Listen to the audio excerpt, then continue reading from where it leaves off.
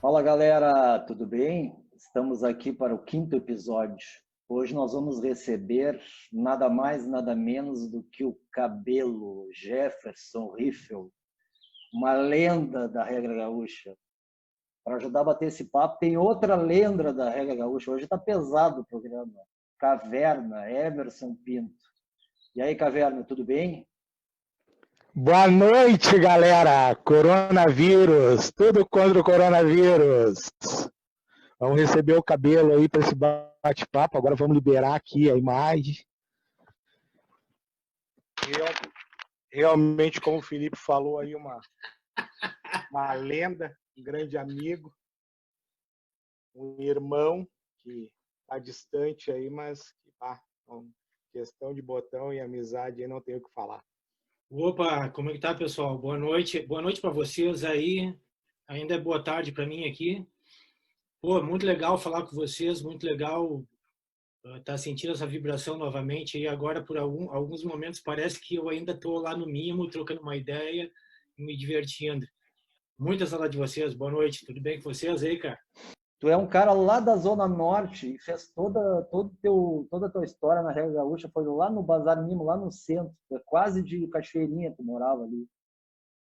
Quase saída de Porto Alegre. Como é que tu foi parar lá no Mimo? Como é que tu começou a jogar botão? Como é que tu conheceu a Regra Gaúcha? Conta um pouquinho do teu começo aí pra gente só introduzir o assunto. Cara, isso é uma... Eu já falei, eu acho que para alguém, mas eu não me recordo para quem. Isso é uma coisa muito engraçada, cara, porque eu jogava botão, a gente jogava campeonato na casa do Paulo Viana. O Paulo, ele tinha um caderninho com os campeonatos que a gente jogava e participavam dele eu, o Fabiano Morô. Tu estudou com o irmão do Fabiano Morô? O Rafael, o filho do Paulo, o Paulo, o Dudu, um que não sabia nem jogar direito, né? O Xande, que provavelmente vocês não conhecem também, é um grande amigo meu. E todos os domingos a gente disputava esse campeonato. E um tempo o Paulo... Tá, mas era que regra isso aí nessa época? Qual era a regra? Isso era uma regra de um toque para cada botão. Era uma regra que a gente tinha lá no bairro. Não era toque-toque. Eu só joguei toque-toque na minha vida logo que eu comecei a jogar com panelinha. Eu tinha um time de panelinha e eu me recordo que eu ia numa lojinha ali perto de casa e eu comprei um botão acrílico pequenininho que se chamava Zezinho e eu jogava na frente da casa de um amigo meu, do Gerson. Existia uma área com uma cobertura na frente da casa dele com piso cerâmico e a gente jogava no piso cerâmico o botão. Eu tinha um time de panelinha e só o meu centroavante, que era de acrílico, que eu tinha juntado dinheiro por um mês para comprar aquele botão. Bom, aí voltando ao assunto do Paulo, teve uma época que o Paulo ele se mudou para o centro de Porto Alegre e ele descobriu o mimo, mas não me falava. E ele não me falava porque ele queria ter, digamos assim, um domínio sobre comprar os botões mais legais, tal, tudo. Então ele não queria dizer que existia o Bazar Mimo para mim. Queria virar um agente de botões. Mais ou menos isso. Aí, cara, na época, passado uns 2, 3 anos, eles voltaram a morar, porque o Paulo sempre foi meu vizinho, eles voltaram a morar na casa da mãe dele, que era na esquina da minha casa. E eu vivia perguntando, eles não diziam, naquela época não tinha internet, não tinha nada, eles só diziam que era no centro. Cara, daí um dia eu peguei um ônibus e fui pro centro. Comecei a perguntar para todo mundo onde é que tinha loja de botão, ninguém sabia, cara. Quando eu vi, eu estava caminhando na Cidade Baixa e eu descobri onde era o Bazar Mimo, cara. Foi um negócio assim, maluco, cara. Eu lembro que quando eu descobri o Bazar Mimo, foi como se eu tivesse num filme de Indiana Jones, cara. Eu tava desbravando, eu era um moleque. Eu tinha, imagina só, na zona... porque naquela época tinha muita gangue, eles roubavam muito tênis na Cidade Baixa. E eu sempre gostei de usar uns tênis legal, tudo. E eu estava na Cidade de Baixo, eu devia ter isso aí lá. Isso aí foi em 89, 90. E descobri o Bazar Mimo e eu cheguei naquele lugar. Nossa, aquilo lá foi como se eu tivesse descobrido uma mina. Mais ou menos como um filme do Indiana Jones, cara. Foi assim que eu descobri o Bazar Mimo. Então, inicialmente eu cheguei, eu só comprava botão, só trocava, mas eu sempre olhava o pessoal jogando, mas eu jogava uma regra totalmente diferente. Eu não tinha intenção naquele momento de começar a jogar regra do passe. Por mais uns 2 anos, provavelmente, eu fiquei jogando na casa do Paulo, até que um dia, o Paulo sempre foi uma figura muito histórica, cara, muito folclórica.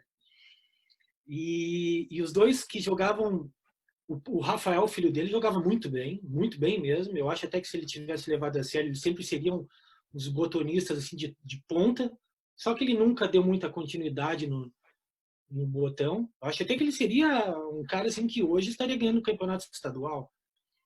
Mas, enfim, eu e o Paulo éramos os dois com maior rivalidade, os que mais ganhavam os campeonatos lá do nosso bairro. E aí eu me recordo que numa época nós tínhamos juízes e tinha o Dudu, o Dudu gurizinho, cara. O Dudu e não falava nada, não aceitava tudo, estava tudo bem. Ele era sempre o lanterna dos campeonatos. E um dia ele estava apitando meu jogo com o Paulo, era uma final. E eu chutei uma bola, bateu na quina do goleiro, na trave, foi para lateral. E aí, cara, olha que loucura, velho, que coisa mais maluca. Aí o Dudu disse: não, é lateral para o Jefferson.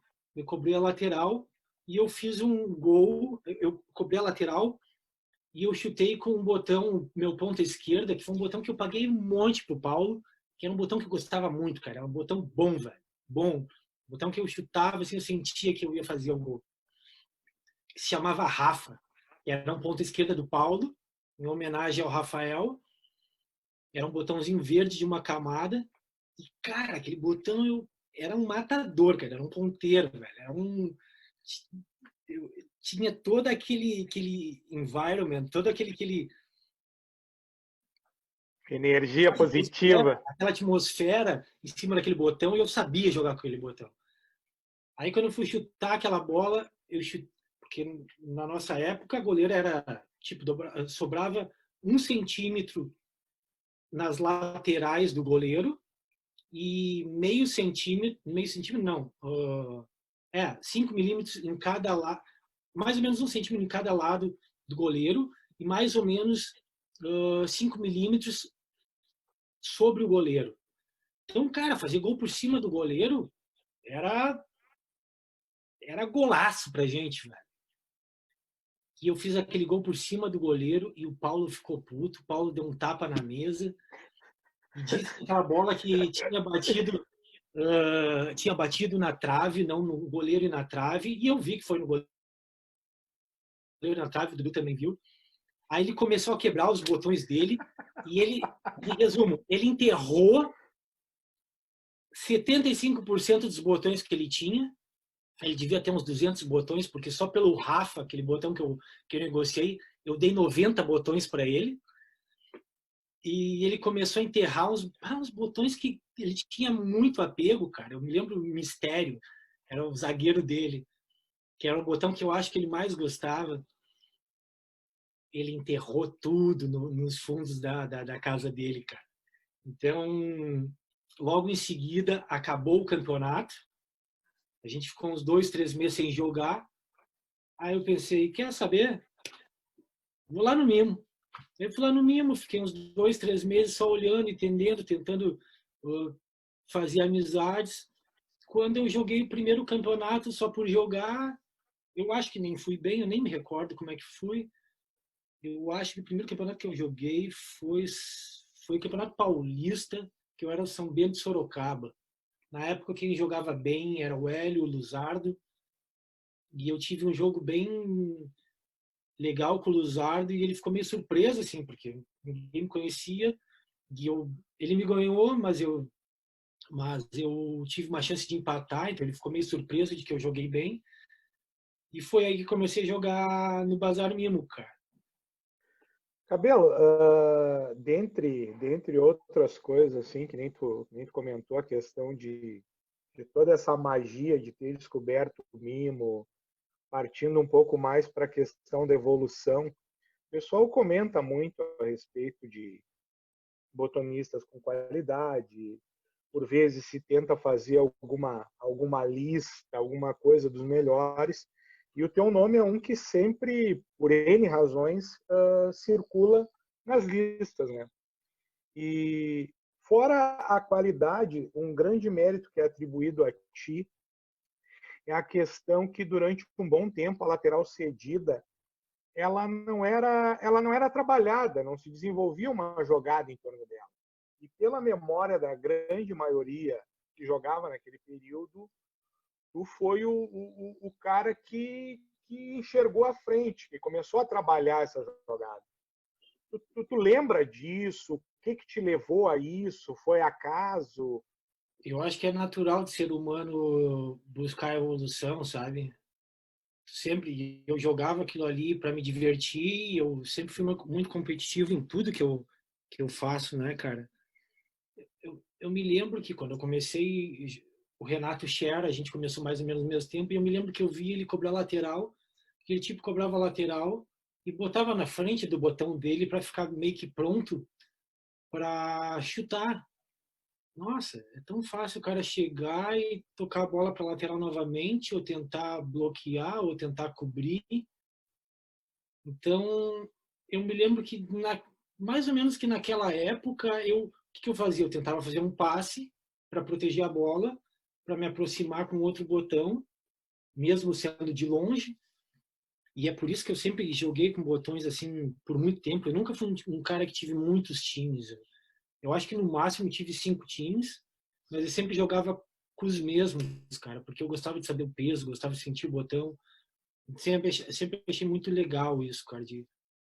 Eu me lembro que quando eu ia pro Bazar Mimo, meus botões eles tinham nomes e eu me lembrava de como bater com cada um. Cada botão tinha um aspecto diferente. Cada botão tinha uma característica diferente, peso diferente. Então, eu mais ou menos, independente de onde eles estavam, eu tentava colocar eles numa posição de arremessar o gol, né? Não sei se foi eu, não foi intuição, mas o pessoal sempre falou muito de que eu fazia muita casinha. E eu sempre gostei, cara. Tanto até que depois que eu ganhei os campeonatos com os botões grandes, eu vi muitas pessoas jogando botão pequeno. Os primeiros que participaram de campeonatos, assim, que eu vi que eram mais competitivos, que jogavam botão pequeno, eram o Miguel e o Eduardo. E eu pensei, cara, eu acho que de repente seria o próximo passo, porque se eu joguei os campeonatos tudo com esses botões grandes, eu acho que eu tenho que tentar alguma coisa diferente. Daí eu comecei a jogar com botão pequeno, cara. E com botão pequeno, casinha se tornou ainda mais fácil, né? Porque era dar um tapinha, uma bolinha alta, se a bola ficasse alta, encostava o botão, não tinha. Tu ia chutar no gol, era mais difícil de tu marcar o gol, porque tu tinha que controlar o kick da bola, mas a possibilidade de arremesso era muito maior, então.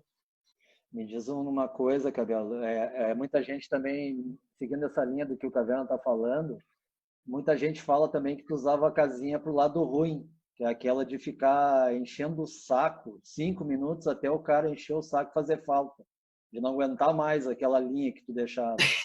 Mas isso aí, vamos deixar como lenda isso. Tem que ser bem sincero. Ao mesmo tempo que os méritos são atribuídos, o Cabelo foi um dos pais de descobrir um monte de jogada diante do jogo, de encher o saco. Isso é fato. Tá, isso é fato. Aquela bola lá no cantinho de escanteio era sacanagem. Mas o que eu Cara, quero, mas o que eu como... quero explorar, o que eu quero explorar é a história do nome dos botões. Porque como tu referiu aí que todo botão tinha nome, que tu gostava dessa coisa de cada botão ter uma personalidade, muita gente dizia também que tu pegava um botão e falava só o nome desse botão para todos os lances para vender ele vender ele mais caro depois. Quero saber se isso é verdade e se dava efeito isso aí, porque tem gente que faz ainda.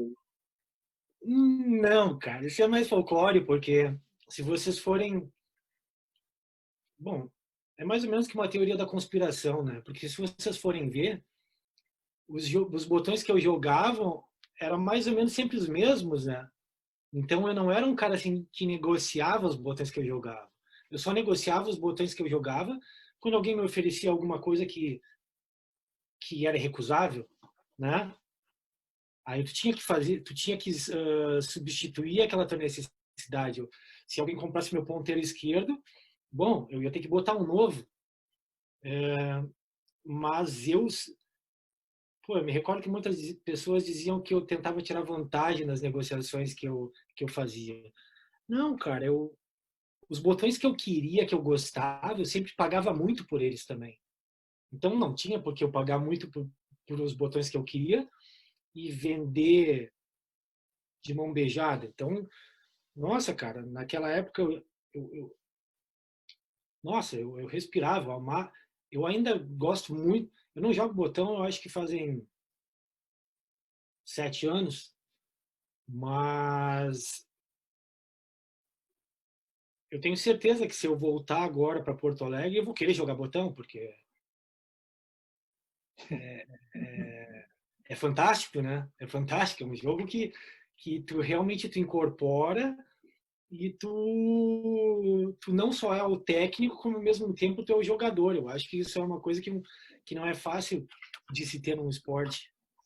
Cabelo, assim, se tu pudesse um momento no botão que te marcou muito, aquele momento que, cara, tu para pensar em botão e diz assim, cara, o momento é esse. Não necessariamente de um jogo, de um campeonato, mas um momento. Qual seria? Tudo foi muito legal, cara. Nossa, tem histórias que eu nem mesmo lembro, mas eu me recordo que quando nós íamos pro Rogério fazer botão, voltávamos e ia pro Mimo, e no dia seguinte ia pro Mimo antes dele abrir, para ficar esperando para abrir o Mimo, e sexta-feiras à noite, eu me lembro que a gente voltava do bazar, caminhando até o mercado público, e a gente passava por aquelas festas do Mano Delcio na esquina Democrática, que era super perigoso. Eu me lembro que uma vez, cara, tinha nego por tudo que é lado, cara. E eu caminhando na Borda de Medeiros, eu vi que abriu um corredor, assim, tinha, eu acho que uns 4 caras em cada lado, e eles iam me roubar. E um tentou me pegar, o primeiro, acho que desse corredor, que eu dei um pulo no meio deles e saí correndo, cara. Eu acho que os caras pensaram assim, nossa, esse cara é ninja, velho. Sabe? Tentaram me roubar e eu fugi e no meio da multidão eu desaparecia. Então, cara, nossa, não tem um momento, cara. Tudo foi um momento, sabe, cara? Foi tudo muito legal. Eu lembro que a gente parava para comer os cachorro-quente era do Hélio lá, não? Não, tinha aquele cara que tinha o buffet de cachorro-quente, te lembra ali? Eu achei que era o cara, aquele que depois acabou indo lá pro Hélio. Não era. Era um cachorro-quente muito bom, cara, encorpadão, graúdo. Eu lembro que a gente ia, comia, feito um louco. Cara, todos os momentos foram históricos, cara. Deixa eu explorar um pouquinho mais dessa época aí, porque essa época tem muita história, cara. Ou porque era todo mundo desocupado, né? Vocês eram muito novos e viviam aquilo de um jeito absurdo. E o Mimo, naquela época, ali nos anos 90, ali, no começo e metade dos anos 90, ele reuniu uma galera muito nova. Então, assim, muita coisa aconteceu. Então, assim, naquela época eu queria saber, tu chegou a te aventurar a fazer botão também, né?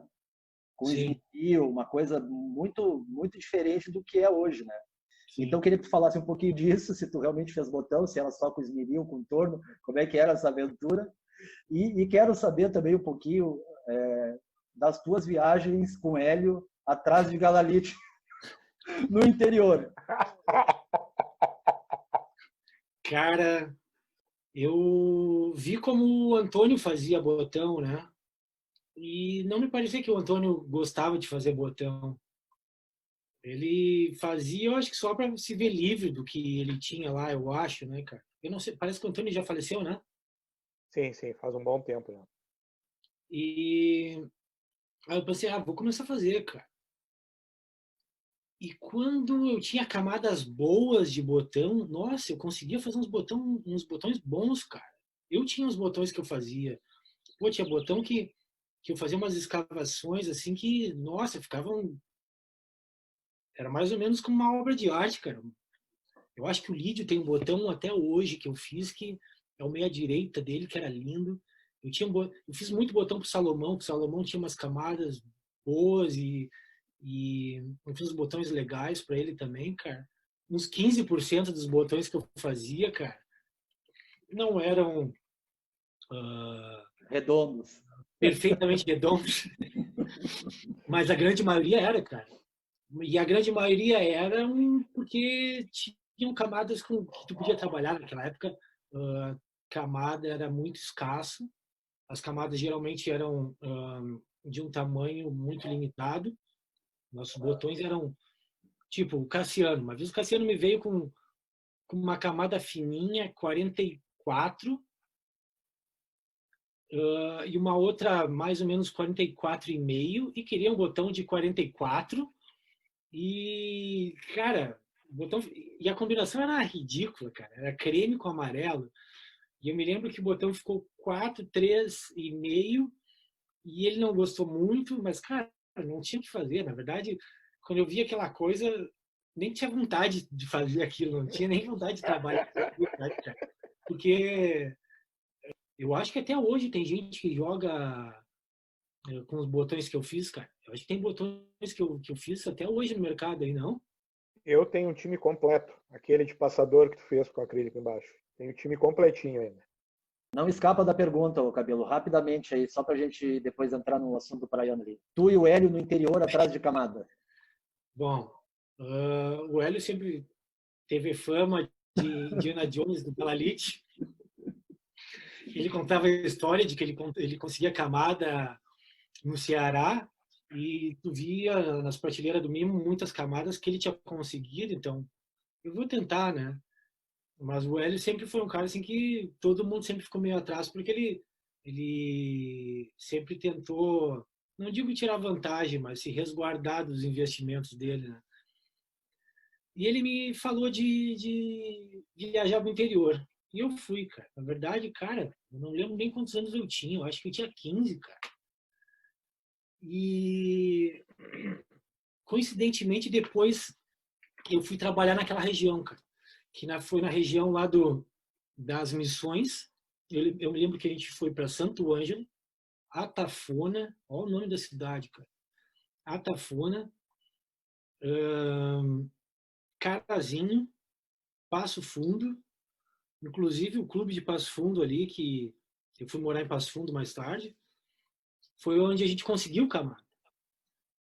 E o Hélio não dormia no ônibus, eu tentava fazer companhia, ficar conversando, e eu me lembro que uma vez a gente parou nessa cidade, que eu falei que era Tafona, cara, uma cidade que, sei lá, deve ter 800 habitantes. Eu tinha um banco, umas divisórias, justamente para ninguém dormir no banco, e eu dormi naquele banco. O Hélio fica contando essa história. E a gente ficou num hotel, cara, que era um hotel muito pequeno, cara, muito pequeno. O Hélio dormia com um travesseiro na cabeça, nas costas, no meio das pernas. E eu acordei uma noite e eu fui tomar banho, cara, porque eu tava suando. E o Hélio, meu, que tu tá acordando, cara? Vai dormir agora, essa hora é hora de dormir, meu. Eu fui tomar banho, voltei. Cara, foi tudo, parece que tudo passou muito rápido, cara. Quando a gente voltou, a gente já conseguiu umas camadas. Conseguimos umas camadas azul marinho, que tinha um furo. E essa é uma das camadas que eu fiz aquele meia-direita que o Lídio tem, um marrom perolado com azul marinho. Cara, que é um botão irado, velho. Um botão que parece um meia-direita que eu tinha, um santo, que é um botão irado, cara. Tá, mas chegava, Mas, chegava num clube, ele te mandava fazer cara, qualificar para o Galanite? O Hélio é pura malandragem, né, cara? O Hélio é pura malandragem.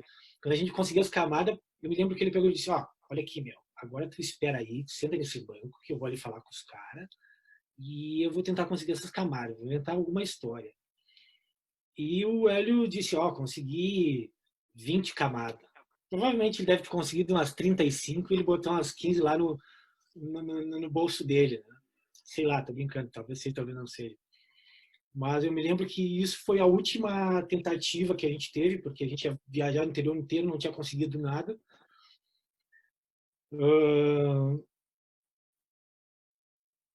E em Passo Fundo, no clube comercial, que, cara, foi um clube que depois eu fui em muitas festas lá no clube comercial, quando eu morei em Passo Fundo. E até antes de voltar para Porto Alegre, eu conheci um cara lá do clube e eu peguei 40 camadas que tinha lá, que eram as últimas camadas. Mas, cara, foi isso, velho. Não tem muita história assim daquela viagem, só que foi uma viagem, Aventuras. uma aventura. Ah, não, não, tem uma coisa muito engraçada, cara, nessa história. Muito engraçada. Que eu e o Hélio, a gente conheceu um cara num cassino. O cara era muito engraçado. Ele, não, não, não, eu vou conseguir essas fichas, eu tenho essas fichas, eu tenho em algum lugar essas fichas. A gente foi numa família, aí o cara, não, não, não tá aqui, mas eu vou levar vocês. Aí o cara levou a gente num Fuca bege, cara. Aí a gente tinha passado em uma das famílias que esse cara tinha. E o cara não achou as fichas naquela casa. Logo em seguida, a gente foi para uma cidade no lado que era Não Me Toque. Na época eu não sabia que era o nome da cidade, mas depois eu me liguei que era em Não Me Toque que eu tinha ido. Que o cara tinha ido em outra família que ele tinha também lá e também não tinha achado ficha.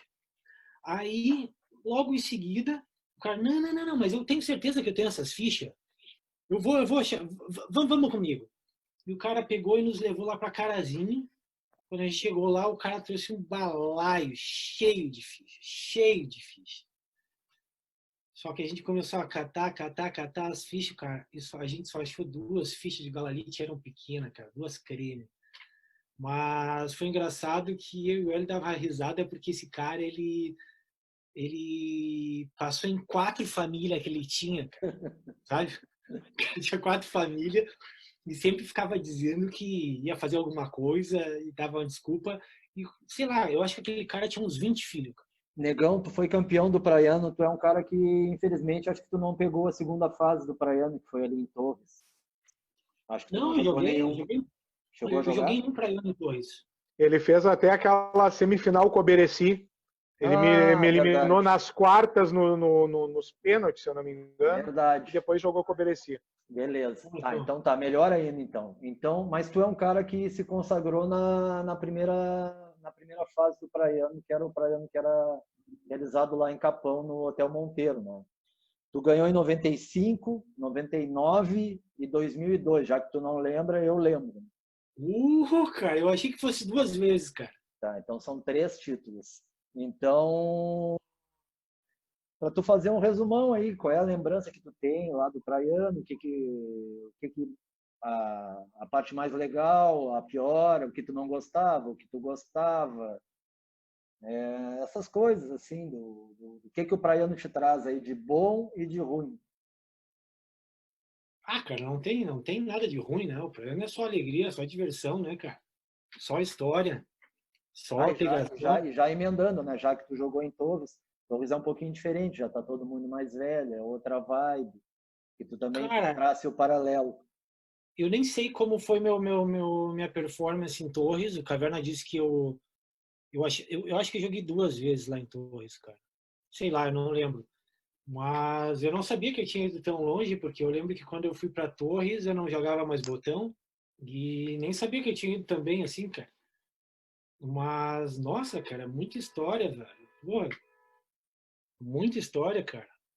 A gente jogando bola, a gente jogando bola de noite, indo para os barzinhos lá da avenida principal, bebendo e fazia umas festas e não acordava muito bem, porque tinha dormido pouco, né? Mas, cara, nossa, foi só alegria, né, velho? Só diversão, só diversão. Uma vez eu falei que nem importava ganhar campeonato lá, cara. O que importava é estar lá com vocês tudo, né? Quem é que fazia parceria contigo ali naquela época de quarto, de carona, dessas coisas? Quem eram os caras que tu te dava melhor naquela época? Eu não me lembro com quem eu fui, cara. Eu acho que eu fiquei num quarto uma vez com o Cassiano e com o Agra. Não me lembro. Porque na verdade não, a verdade é que tu não tinha um quarto fixo, né, cara? Tu ficava lá caminhando de corredor em corredor, entrava num quarto, ia pro outro, aí ficava conversando, quando tu via alguém te chamava e vocês iam nós íamos pro bar, quando voltava, continuava conversando e só voltava pro quarto para dormir. Então, eu não me lembro muito bem disso, cara. Não me lembro muito bem. Teve um que tu foi com teu guri até. Ah, verdade, cara. Verdade, cara. Eu acho que ele tinha já 2 anos. Exatamente, cara. Mas nem lembro como é que eu fui naquele campeonato. Não, daí também, aí tá forçando também. Então tá, Caverna, dá teu recado final aí, depois vamos passar pro Cabelo se despedir aí. Cara, primeiro, pô, muito bom saber do Cabelo. A gente teve uma história bacana, é um daqueles grandes amigos que eu desenvolvi no Botão. Como ele citou aí, e refrescando um pouco a memória dele, eu ia para casa dele por volta das 9 da manhã.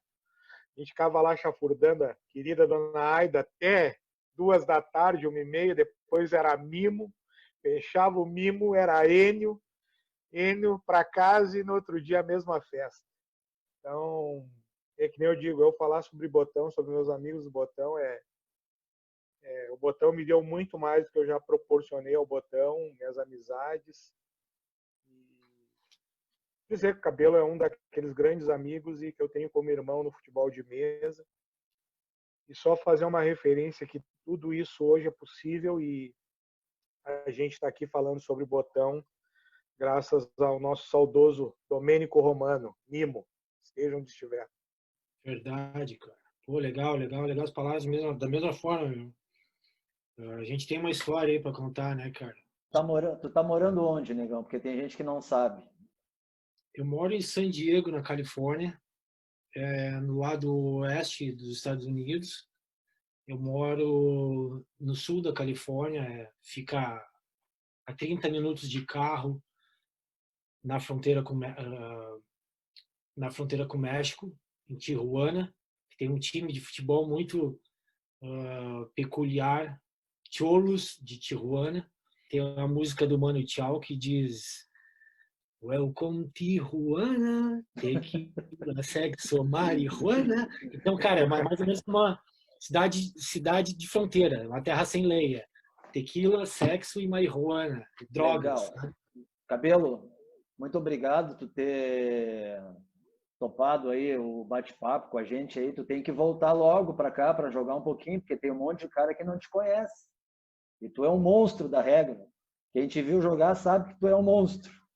Então, a gente não espera a hora aí de te ver de novo aqui para brincar um pouquinho aí. Por enquanto, para ele não tem data, porque nós estamos vivendo essa pandemia aí, que é uma coisa que a gente nunca imaginou viver, né?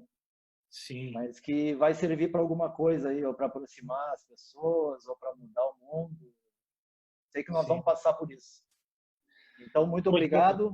E, velho, aqui, ó, esse bonequinho aqui, ó, eu botei aqui. O que tá fazendo esse pato aí, cara? Esse pato está aqui porque esse pato é o brinquedo mais antigo que eu tenho. Como hoje a gente está gravando isso no Dia das Mães, é a minha forma de homenagear a minha mãe. Então, feliz Dia das Mães. Boa. Beijo para vocês, muito obrigado, cara. E Botão nos deu muitos amigos, cara. Que bom que não é só um jogo. Igualmente, cara. Igualmente. Verdade. Negão, um beijo no coração, te cuida. Felipe, obrigado pelo convite. Não sei, eu tenho mais minha última colocação aí, não? Vai. Então, pessoal, muito obrigado pela oportunidade aí, muito legal estar conversando com vocês. É pura verdade. Nós somos amigos, muito grandes amigos, Tanto é que nós estamos aí mesmo, em virtude da distância, conversando como se nada tivesse nos separando. Muita saudade de vocês, muita saudade de jogar botão. Eu vou voltar a jogar um botão ainda com vocês um dia, não sei se com a mesma performance, mas eu acredito que eu vou dar trabalho para bastante gente, sim, cara. Com a mesma não, que tu já sabe que mudou, né? Não, Tem cara. o time teu guardado aqui, Negrão. Pô, cara, eu sou bom nesse negócio, né? O Chico Bento tá com saudade de bater em ti. Não, cara, não. Parabéns ao Caverna aí, eu não sabia que ele tinha sido campeão estadual. O Caverna, na época que a gente jogava, assim, eu não me recordo dele ter ganhado campeonatos, cara, mas sempre foi um cara assim que foi muito difícil de jogar, sempre foi uma pedra, sempre foi barra, e eu não vi ele ganhando muitos campeonatos, mas merecido agora o estadual, cara. Meus parabéns. Obrigado, Negão. E um grande abraço para vocês, velho. Muita saudade de vocês, velho. Vocês fiquem com Deus. Valeu, Negão. Espero nos vermos em breve. Te cuida. Fiquem com Deus.